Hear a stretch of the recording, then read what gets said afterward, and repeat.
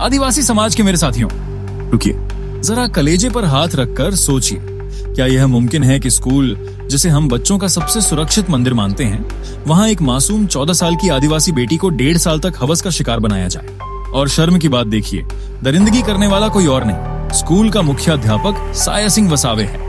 वह हैवान 1.5 साल तक उस मासूम का बलात्कार करता रहा, उसे जान से मारने की धमकियां देता रहा, और स्कूल की महिला अधीक्षिका, वह रक्षक बनने के बजाय उस हैवान की ढाल बनी रही, बाहर पहरा देती रही ताकि अंदर यह गंदा खेल चलता रहे। ये कोई कहानी नहीं है, ये कड़वी और खौफनाक हकीकत है। नंदुरबार जिले के धड़गांव तालुका की तलाई शासकीय आदिवासी आश्रमशाला की। जुलाई 2024 से नवंबर 2025 तक उस बच्ची को बार बार नोचा गया। पीड़िता ने हिम्मत जुटाकर अपने माता पिता को बताया। 23 दिसंबर को पॉस्को और बीएनएस की गंभीर धाराओं में एफआईआर दर्ज हुई, लेकिन आज हफ्ता बीत जाने के बाद भी आरोपी फरार है। पुलिस का रटा रटाया जवाब है, फोन बंद है, तलाश जारी है।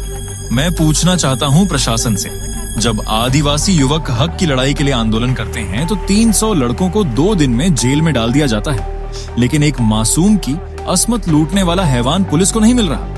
क्या इसलिए कि वह किसी रसूखदार नेता का रिश्तेदार है? या इसलिए कि उसे राजनेताओं का संरक्षण प्राप्त? आदिवासी विकास विभाग के अधिकारियों, कान खोलकर सुन लो। प्रकल्प अधिकारी तलोदा, शिकायत मिलने के बाद भी आपने तुरंत एफआईआर क्यों नहीं की? उस दरिंदे को सस्पेंड करने में इतनी देरी क्यों हुई? जब आपसे सवाल पूछा जाता है तो आप उर्मट जवाब देते हैं कि ये हमारे अधिकार में नहीं है। अगर आपके अधिकार में बेटियों की सुरक्षा नहीं है तो उन कुर्सियों पर बैठने का आपको कोई हक नहीं है।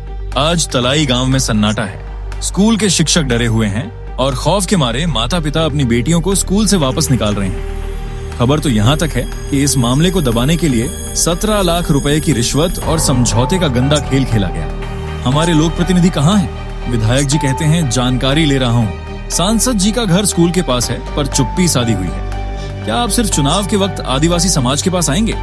हमारी मांगे साफ हैं। आरोपी मुख्याध्यापक और अधीक्षिका को तुरंत गिरफ्तार कर बर्खास्त किया जाए। इस कांड की सीबीआई या एसआईटी जांच हो और फास्ट ट्रैक कोर्ट के जरिए दरिंदों को कड़ी सजा मिले। सभी आश्रमशालाओं में सुरक्षा के लिए सख्त एसओपी लागू हो। ये हमारे समाज के सम्मान की लड़ाई है। हमें हर हाल में न्याय चाहिए।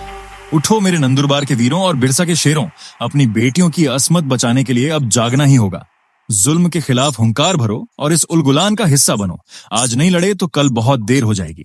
अपनी बहन बेटी के न्याय के लिए मैदान में उतरो। लड़ेंगे, जीतेंगे। जोहार।